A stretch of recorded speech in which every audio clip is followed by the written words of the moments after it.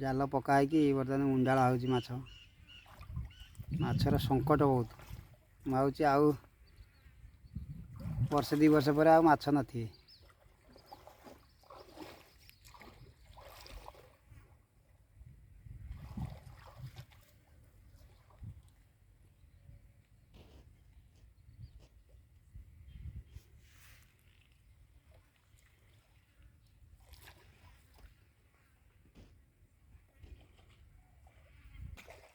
नमस्कार दर्शक बंधु, चलतु आज गोटे नुआ वीडियो सहित आपण मानक स्वागत जनाऊँगी।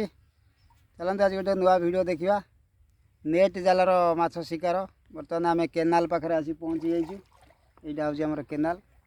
ये केनाल बर्तमान माछ धरा हम फोपड़ा जाल। देखो आमर फोपड़ा जाल पका बर्तमान माछ उंडला चली अति बेसी बड़ नुह, छोट छोट माछ। से माछ भी आमको देखेबी, आपन को देखेबी को भाया माछ से धरुची।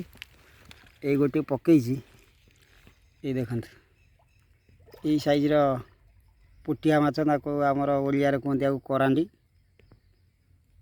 ये माछ धरा हो जाल पकईकि उंडालुची।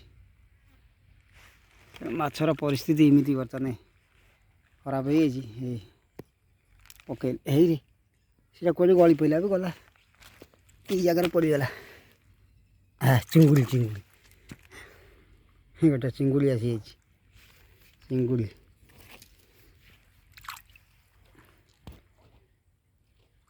देखिए माछ किसी जना पड़ना जाल पकईकि उंडला चली हाथ में गोटे बाजुना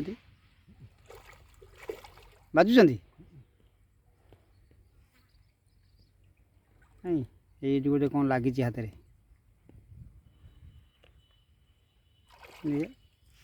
ए बाबा कंटिया कंटिया माछ। यहाँ तो आम ओडिशा कहते कंटिया। आपण मैंने देखते ये माछटा और कमेंट रे जनातु यहाँ माछर ना कौन।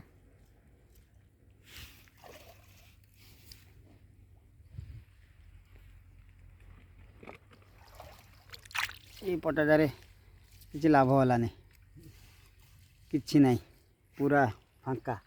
बर्तमान सुधा आम एतिक माछ कलेक्शन करिछु। देखेबी आपन को हाथ में आनिकी कौ टाइप माछ आम आज कलेक्शन करिछु। बहुत कष्ट घंटाटे है माछ बेले एतिक है।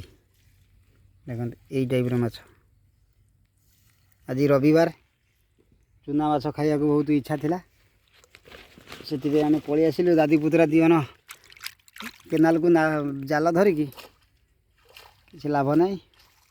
घंटाए मेहनत कला परे 100-150 ग्राम माछ पड़ी। देखिए आउ गोटे पटा देखा तापर को आम पलि जा जगह छाड़ी। परिस्थिति भल लगुनि, खरा भी जोर होगा। जला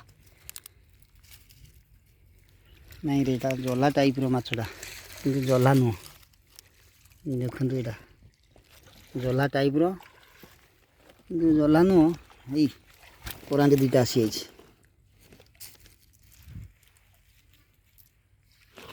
पुतुरा से जो आग फूल गच देखा से तारी ऊपर पकई देटा ना हमें से पकई दे धोई दे पलैया। चल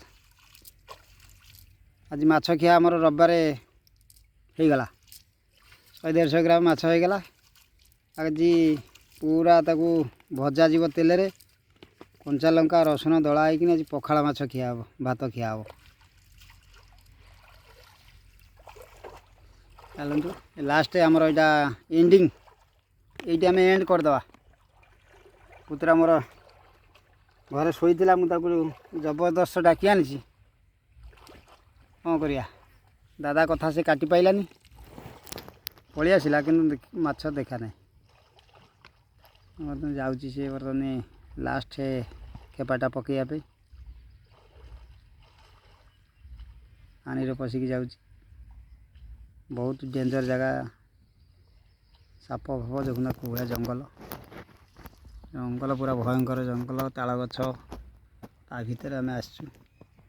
जंगल भितर हाँ ठीक अच्छे पुतरा कौच आग को जावाई ये मोर गोटे शला आसी आई माछ दवापी आई गोटे केड़ बड़ बाल्टी धरिकी नाज ना ते